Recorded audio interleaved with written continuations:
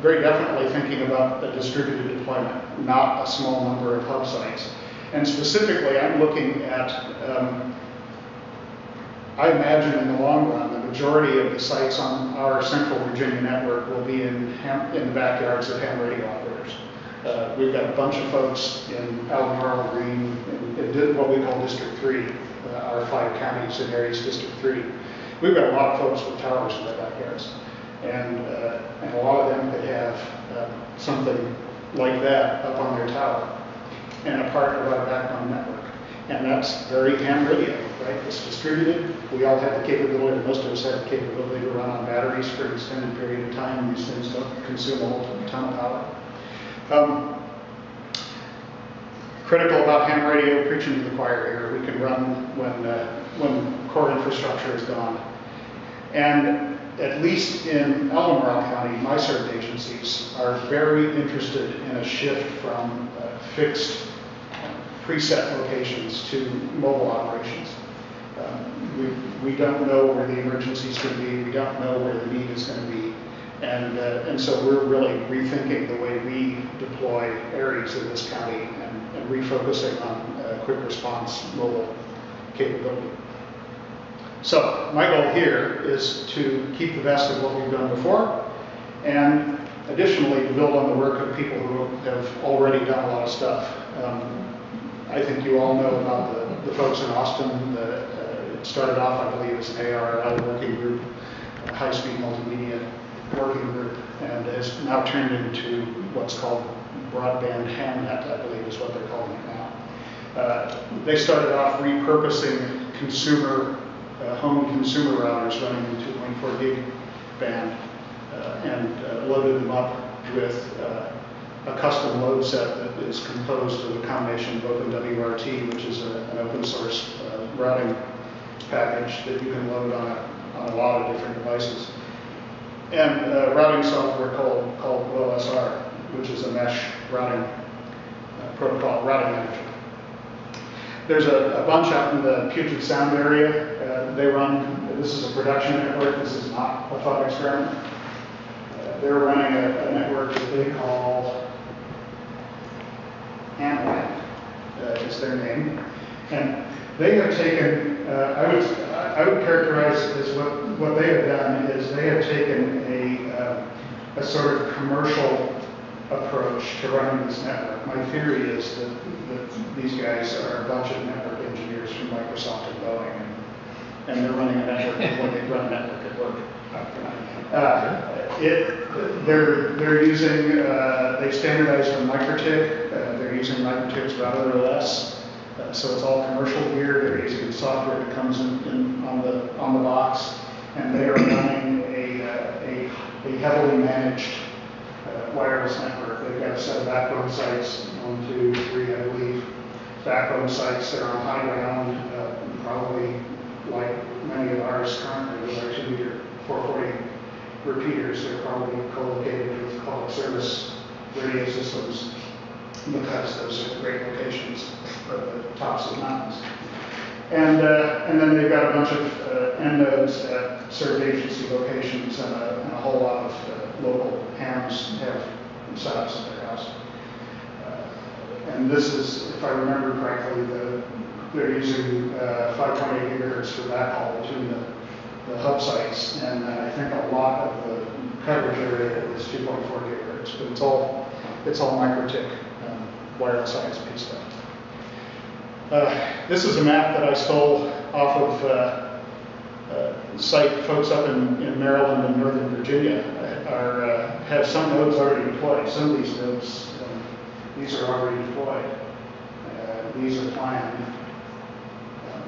Also working with Wi-Fi stuff. So there's activity in this area, and we've got folks here who are either running networks for themselves or planning networks in what I would think of as central Virginia. Are any in Woodbridge by any chance? That's all. Where's Woodbridge? Woodbridge is right there where it says south South of Washington. About the B, there's a B up there, there's a C, there's a South Alexandria. Yeah. Go down on 95 and right above 17. Oh yeah, right. It's here on I-95 south of There's nothing on this map. But this is not a map of everybody who has a node running in Virginia, because I know that some of these guys have a lot of nodes running. How much power are these stations typically running? Watts or? Typically a watt or under.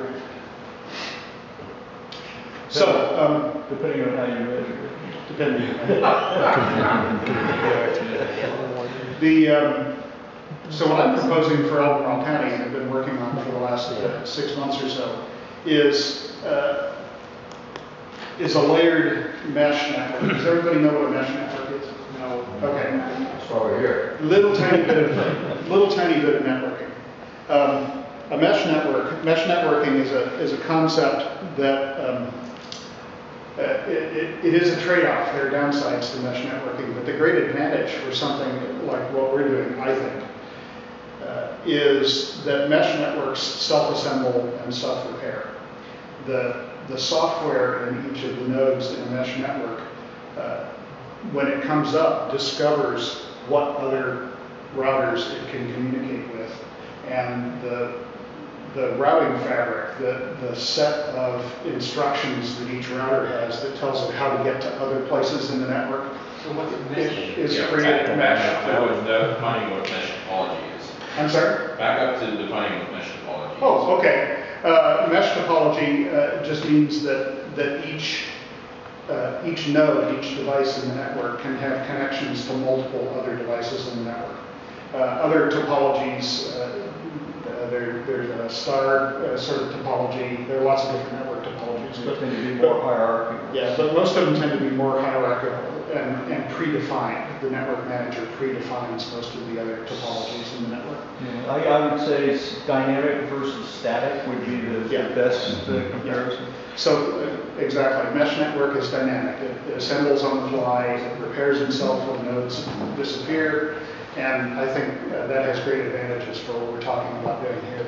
And there's multiple possible routes you Multiple potentially possible routes, and some of them better than others, and so your traffic might go one direction one time and a different direction the next time because a node disappeared or because the link degraded for some reason it started raining. And the link quality in one direction is bad, but over here there's no rain, so your traffic ends up going that way. It's very adaptive to conditions that are present at the time, and you don't have to predetermine that. There are some downsides as well, but for a small network, I think the downsides are fairly Is there a Yeah. Is there a central server, or everyone's? No, there is no central privileged location. That's why it's So adaptive. That's why it's adaptive. You put up a node, it hears everybody it can hear, and it knows how to route to them. As For a smart result. nodes. And every node is that. Right, thank you. So there's no master node that everybody's got to worm their way back to. It's very tolerant. And so these guys in Seattle, although they're, and I'm not dissing these guys in Seattle, this is a real production network. It's up and running.